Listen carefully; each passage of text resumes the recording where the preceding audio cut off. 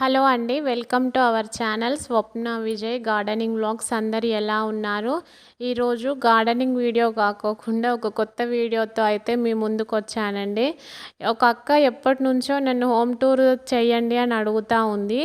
అందులో భాగంగా నేనైతే ఈరోజు కిచెన్ టూర్ని అయితే చేస్తున్నానండి. నేను యాక్చువల్గా ఇల్లు కన్స్ట్రక్షన్ జరిగేటప్పుడు చాలా అంటే చాలా ఆలోచించాను. ఏది ఎక్కడ పెట్టుకోవాలి, ఎలా పెట్టుకోవాలి అని.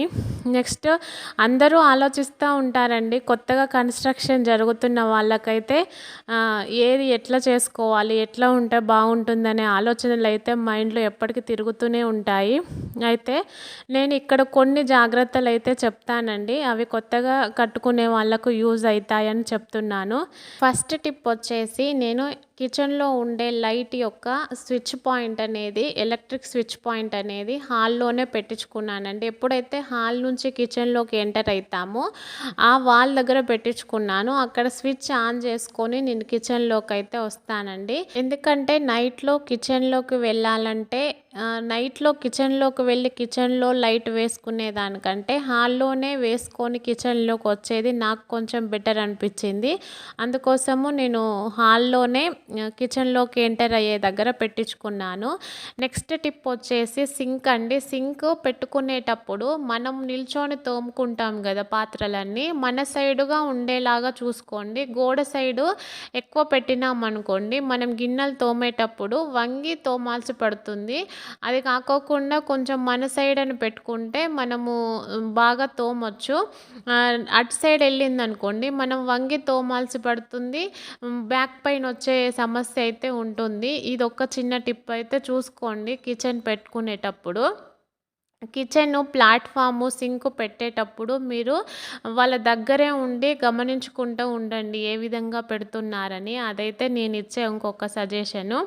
ఇక్కడ వచ్చేసి ట్యాప్ కూడా మూవబుల్ ట్యాప్నైతే పెట్టుకోండి. ఎటంటే అటు తిరిగేలాగా ఆ విధంగా పెట్టుకుంటే మనకు కొంచెం సౌకర్యంగానైతే ఉంటుంది. నెక్స్ట్ మేము ఇక్కడే ఆన్ ఆఫ్ చేసుకునేలాగా ప్రొవిజన్ అయితే ఇచ్చుకున్నాము. ఏదైనా సింక్ పాడైపోయినా, ఏదైనా వాటర్ లీకేజ్ ఏదైనా ప్రాబ్లమ్స్ ఉంటే మనం ఎక్కడికో వెళ్ళి దాన్ని ఆఫ్ చేసుకునేలాగా కాకోకుండా కిచెన్లోనే ఆన్ ఆఫ్ అయితే మేము పెట్టించుకున్నాము. అదొకటి. థర్డ్. నెక్స్ట్ ఫోర్త్ అయితే చూడండి ఎంత పెద్ద విండో అంటే ఆల్మోస్ట్ ఇది 2 feet ఉంటుందండి విండో.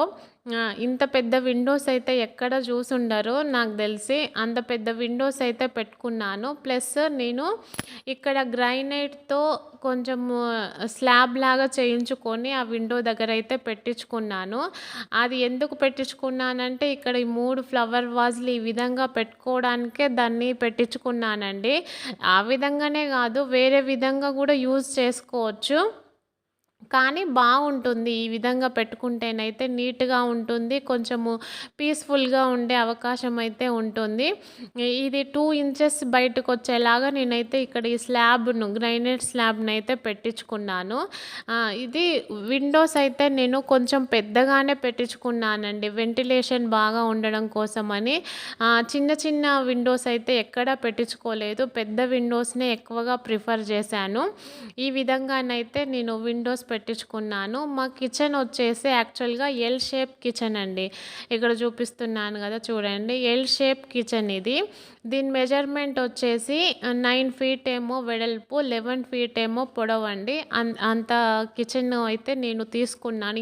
ఇంత విడ్త్తో అయితే బాగుంటుంది అని ముందే క్యాలిక్యులేట్ చేసుకొని అంత విడ్త్తో అయితే కిచెన్ మెజర్మెంట్ తీసుకొని ఈ విధంగానైతే నేను చేపించుకున్నానండి. యాక్చువల్గా 2 విండోస్ ఉన్నాయి.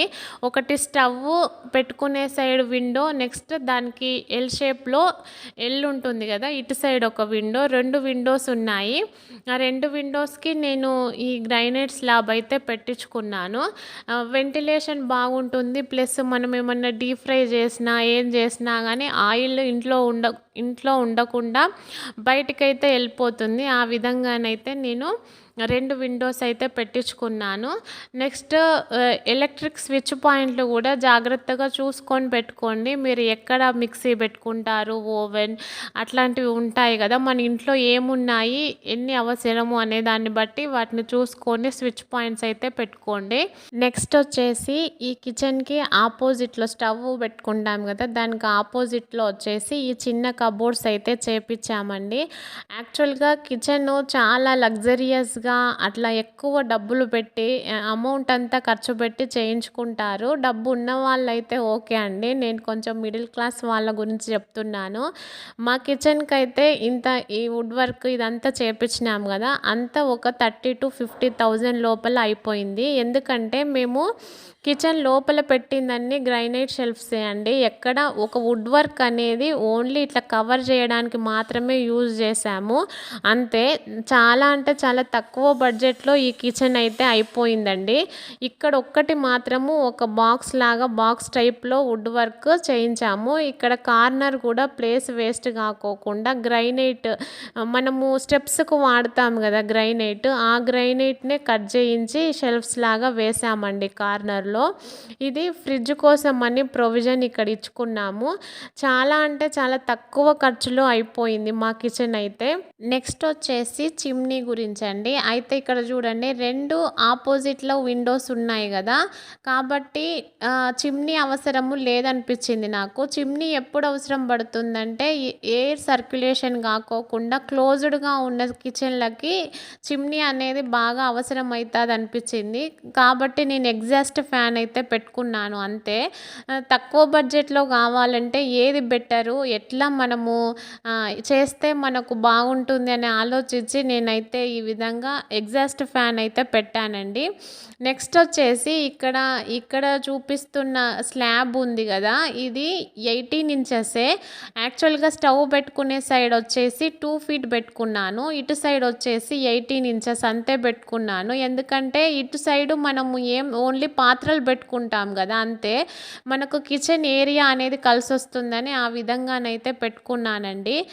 ఇక్కడ చూపిస్తున్న ఈ కబోర్డ్ల లోపల ఉన్నవి కూడా గ్రైనైట్ షెల్ఫ్సే పెట్టించుకున్నాను. ఈ వీడియో ఇంట్రెస్టింగ్గా అనిపిస్తే, మీకు తెలుసుకోవాలని ఇంట్రెస్ట్ ఉంటే కామెంట్ సెక్షన్లో కామెంట్ చేయండి. తప్పకుండా వాళ్ళ లోపల ఉన్న గ్రైనైట్ షెల్ఫ్స్ కూడా చూపించడానికి నేను ట్రై చేస్తాను.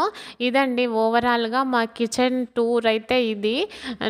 ఈ వీడియో మీకు ఎలా అనిపించింది, నచ్చిందా? ఈ వీడియో ఇన్ఫర్మేటివ్గా అనిపిస్తే ప్లీజ్ లైక్, షేర్, సబ్స్క్రైబ్ అండి. మరొక మంచి వీడియోతో మళ్ళీ కలుద్దాం. అంతవరకు ఉంటానండి. Thank you all. Have a nice day. Bye అండి.